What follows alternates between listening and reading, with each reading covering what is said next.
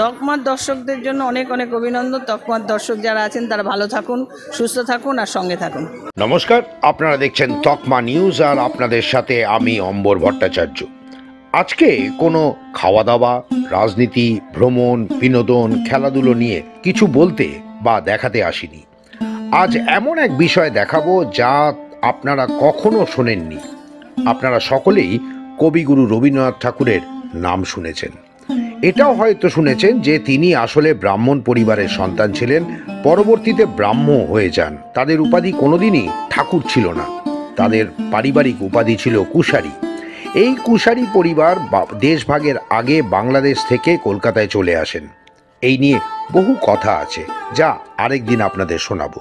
আজ যেটা নিয়ে বলবো তা হলো রবীন্দ্রনাথ ঠাকুরের চেহারা নিয়ে লন্ডনে একবার তিনি বিড়ম্বনায় পড়েছিলেন, যার জন্য রবীন্দ্রনাথ ঠাকুরকে পালাতে হয়েছিল। শুনতে কিরকম অদ্ভুত লাগছে, তাই না? একটা ছোট্ট বিরতির পর শোনাবো সেই কথা। সঙ্গে থাকুন, দেখতে থাকুন তকমা।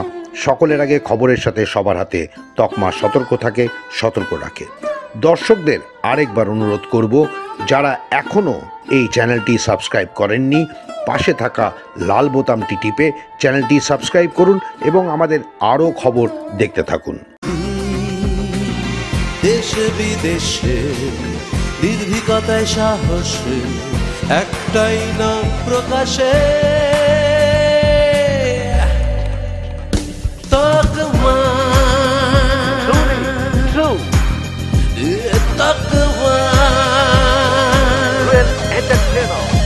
তকমা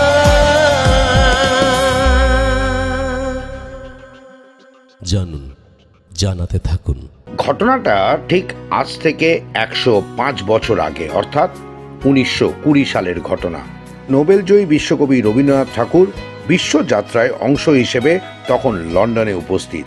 আর ঠিক সেই সময় লন্ডনের এক কফি বিক্রেতা রবীন্দ্রনাথকে দেখে স্বয়ং যীশুখ্রিস্ট বলে ভুল করেছিলেন। রবীন্দ্রনাথকে দেখে তিনি সামনে স্বয়ং যীশুখ্রিস্ট ভেবে নতজানু হয়ে তাকে প্রণাম জানিয়েছিলেন। লন্ডনে রবীন্দ্রনাথের জীবনে এমনই এক ঘটনার কথা আমরা জানতে পারি তপন মোহন চট্টোপাধ্যায়ের স্মৃতিচারণায়।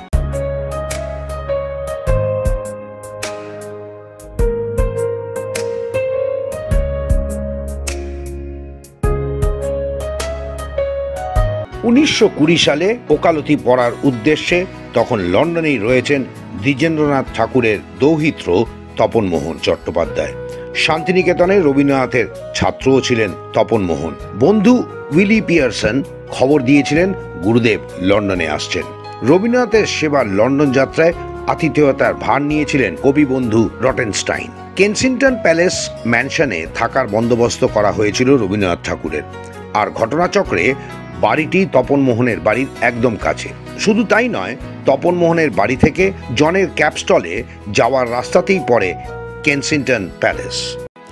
জন একজন ধর্মপ্রাণ দরিদ্র খ্রিস্টান, আর ক্যাপস্টল বলতে 4 চাকার ওপর কাঠের একটি ছোট্ট ঘর, যেখানে বসে জন বিক্রি করত কফি, ডিম সেদ্ধ, হ্যাম স্যান্ডউইচ, এইসব টুকিটাকি। পড়াশোনার ফাঁকে আড্ডা ও জল খাবারের উদ্দেশ্যে তপন মোহন যেতেন জনের ক্যাপস্টলে। রাত তখন 12টা। রটেনস্টাইনের বাড়ি থেকে ফিরছেন কবিগুরু রবীন্দ্রনাথ। ট্যাক্সি থেকে নেমেই পড়লেন বিপাকে। জোব্বার এ পকেট ও পকেট হাতড়ে কানাকড়ি কিছুই খুঁজে পাচ্ছেন না। অন্যমনস্ক রবীন্দ্রনাথ সেদিন শূন্য পকেটেই বেরিয়ে পড়েছিলেন। এখন ট্যাক্সি ভাড়া মেটাবেন কিভাবে?